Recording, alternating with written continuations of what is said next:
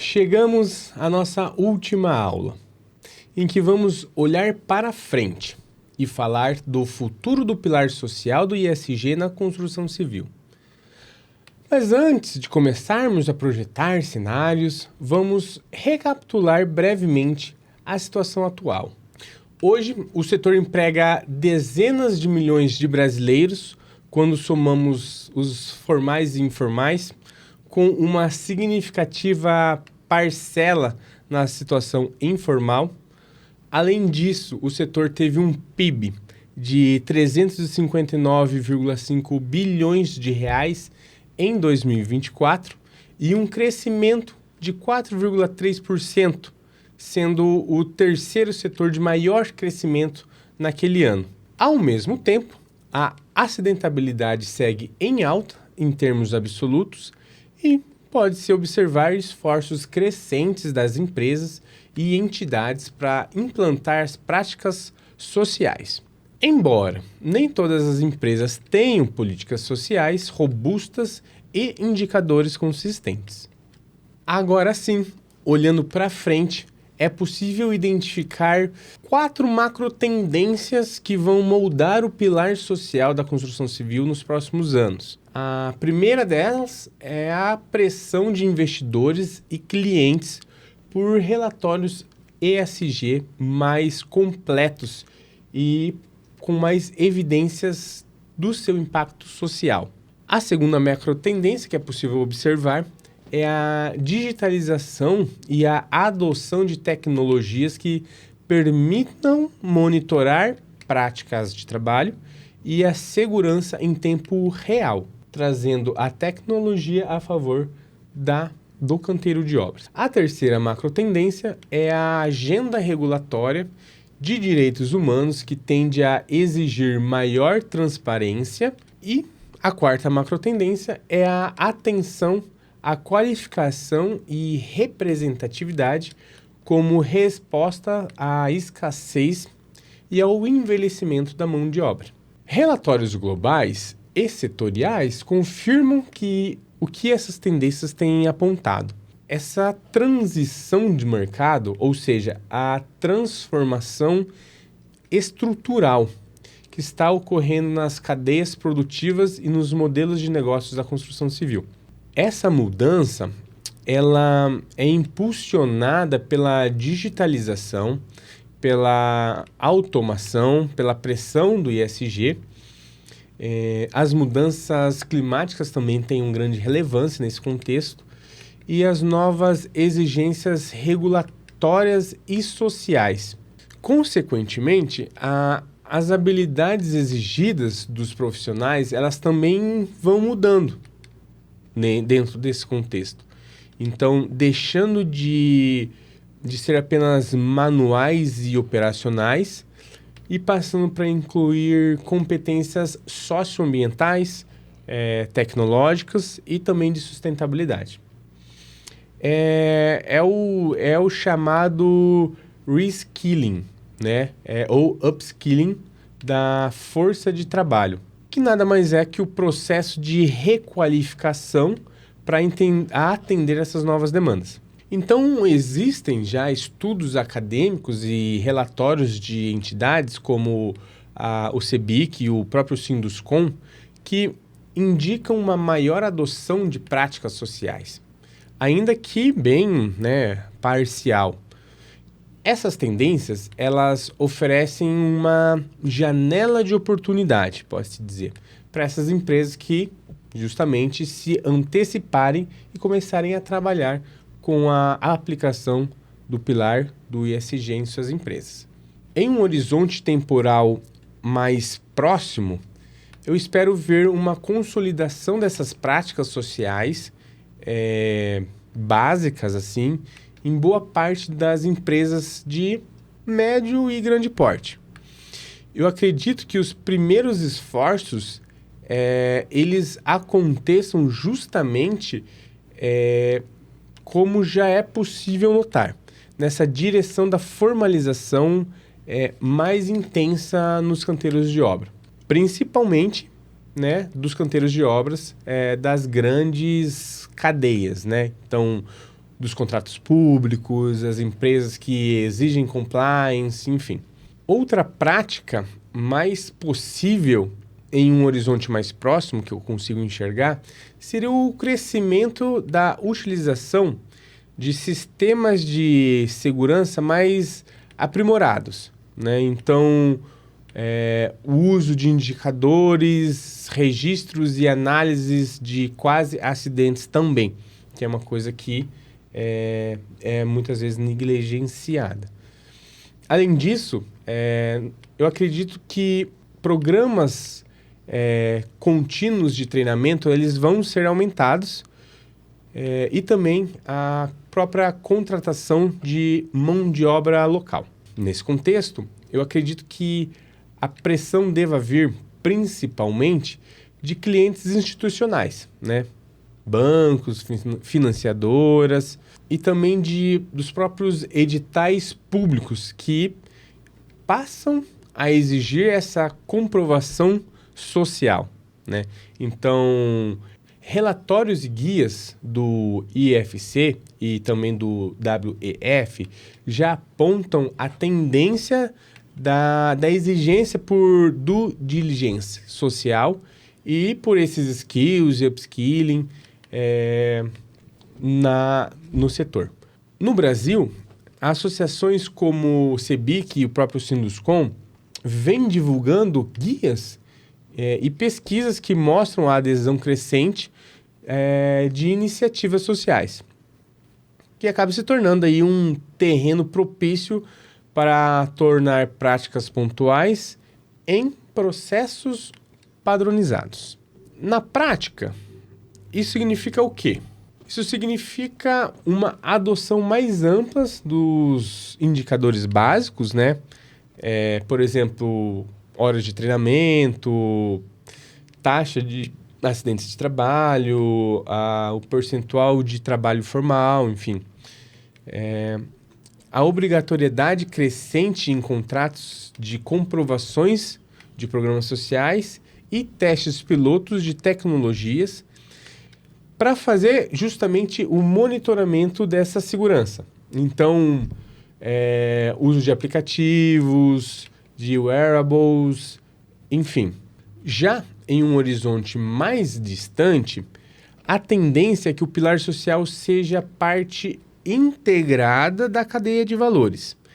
Então, compradores, seja incorporadores ou investidores, institucionais, enfim, eles vão exigir relatórios sociais padronizados.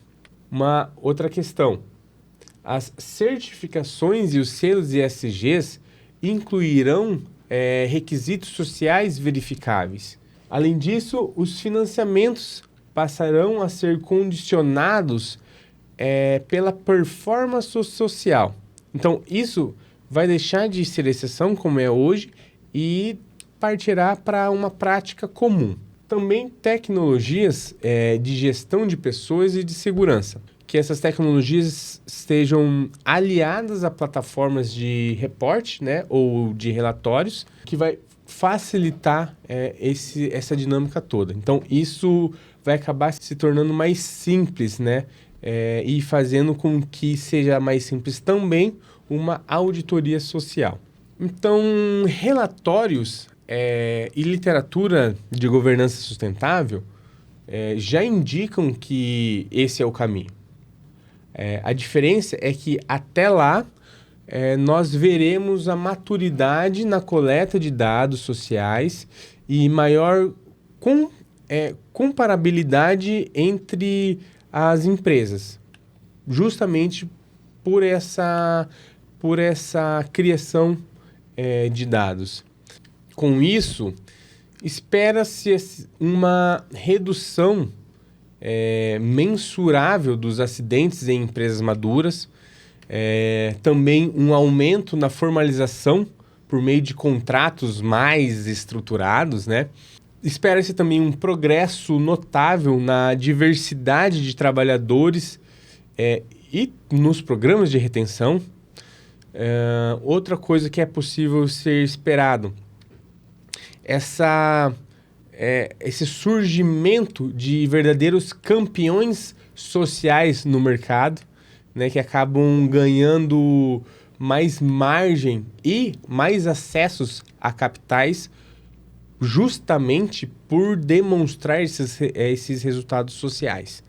Esse cenário que eu apresentei, ele já é bastante otimista.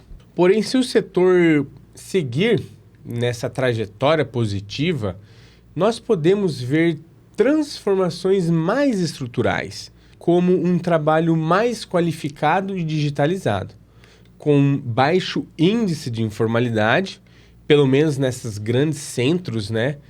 E programas de formação técnica integrados aí à educação formal e aos ecossistemas econômicos regionais, formados tanto por empresas quanto por fornecedores, ligando trabalhadores, universidades, sindicatos e governos locais. Será possível também enxergar comunidades urbanas mais resilientes e com obras que entreguem um valor social maior e mensurado, medido. Em paralelo a isso, a sustentabilidade social será uma parte do custo da produção. Então, ou seja, as empresas que não adotarem, elas terão dificuldade em competir. Relatórios de longo prazo sobre essa transição justa e futuro do trabalho sugerem justamente que as integrações entre políticas públicas, financiamento e a capacitação privada é o caminho para que isso tudo, todo esse cenário que eu acabei de explicar, se torne realidade. No entanto, inevitavelmente, existem os riscos que essas expectativas trazem, né? E o risco de essas expectativas não serem atingidas, ou pelo menos parte delas não serem atingidas, né? E isso, logicamente, poderá levar o setor da construção civil para um cenário um pouco mais distante dos que eu apresentei aqui anteriormente. Dentre os riscos que eu enxergo que a evolução do pilar social corre, eu posso citar como os principais o risco humano e operacional, caso as altas taxas de acidentes persistam, né? Ou seja, mais vidas continuarão sendo perdidas e pessoas sendo afetadas, o que eleva os custos e tempos de execução das obras, por exemplo. Um próximo risco que eu posso sugerir é um risco jurídico e financeiro, trazido por uma maior exposição a passivos trabalhistas, né? Ou seja, perdas em licitações que exijam comprovações sociais e também a dificuldade de acesso ao crédito com melhores condições, justamente por não ter esse pilar social ou essa questão jurídica e financeira bem resolvida. O terceiro risco que eu posso trazer é o risco reputacional. Ou seja, consumidores, investidores e a própria comunidade podem boicotar empresas que não tenham esse seu pilar social bem desenvolvido. Isso, obviamente, afeta, né, ou pode afetar as vendas e os contratos dessas empresas. O próximo risco que eu posso trazer é o risco da escassez de mão de obra qualificada, que é um grande risco, porque sem programas de requalificação, de qualificação, de inclusão, seja por mulheres, pessoas com dificuldades, jovens, enfim, o setor pode enfrentar vários gargalos de ofertas de mão de obra, o que encarecer e atrasar o projeto, né? E o último risco que eu posso trazer seria o risco de desigualdade territorial. Ou seja, é o risco em que as obras desconsideram a inclusão local, né? Ou a inclusão da mão de obra local. Isso faz com que o investimento e o progresso econômico não sejam distribuídos de forma equilibrada em todo o território. Ou seja, quando uma obra ou um conjunto de obras beneficia apenas alguns grupos, e aí eu estou falando geralmente os contratantes, investidores e trabalhadores especializados vindos de fora, acaba marginalizando principalmente os trabalhadores da região local, que muitas vezes são os que mais sofrem com esse impacto relacionado à obra. Então, em outras palavras, esse é o risco de uma obra gerar riqueza e desenvolvimento sem promover a inclusão, a cooperação e a melhoria efetiva nas condições de vida do território onde a própria obra está inserida. E para encerrar, eu gostaria de dizer que para o pilar social cumprir o seu papel nos próximos 5, 10, 20 anos, é necessário um trabalho não só dos tomadores de decisão, mas de todos os envolvidos da construção civil, cada um dentro das suas áreas de atuação. E para isso, eu poderia recomendar aqui 3 linhas de ações. A primeira seria padronizar os indicadores sociais mínimos para todas as obras.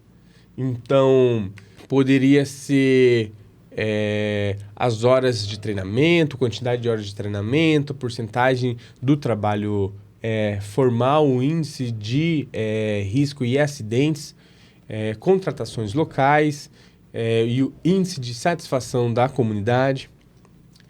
Enfim, o segundo ponto que eu poderia recomendar é começar hoje, com as medidas de baixo custo e alto impacto. Então, ações como checklists de EPI, inspeções, as próprias rodadas de segurança, que eu disse em outras aulas, esses canais de reclamação, né, currículos formativos da população local. Enfim, existem uma gama de opções de medidas de baixo impacto, ou melhor, de baixo custo, que podem ser grandes impactos e que podem ser implementadas agora, hoje mesmo. E um terceiro item que eu poderia deixar como uma sugestão seria o de articular parcerias com financiadores, instituições de formação, né? Então, juntar financiadores, as instituições de formação e os próprios sindicatos e prefeituras para gerar uma movimentação e um resultado de grande escala. Organizações como o IFC, o WEF e as próprias entidades brasileiras que eu já citei, como o CEBIC e o Sinduscom, eles já disponibilizam guias e financiamentos para apoiar essas iniciativas. Então, eu posso sugerir aqui também que sejam usados esses instrumentos. Então, se o setor agir com ambição e com método, o pilar social ele poderá sim transformar não só os canteiros, mas as cidades e a vida da população. E com isso, chegamos ao final dessa nossa jornada sobre o pilar social do ISG. Ao longo das aulas, nós podemos observar a pertinência do pilar social dentro do ISG, principalmente no setor da construção civil, onde esse pilar se torna ainda mais evidente, já que cada obra envolve diretamente trabalhadores, comunidades vizinhas e o espaço urbano. Muito obrigado.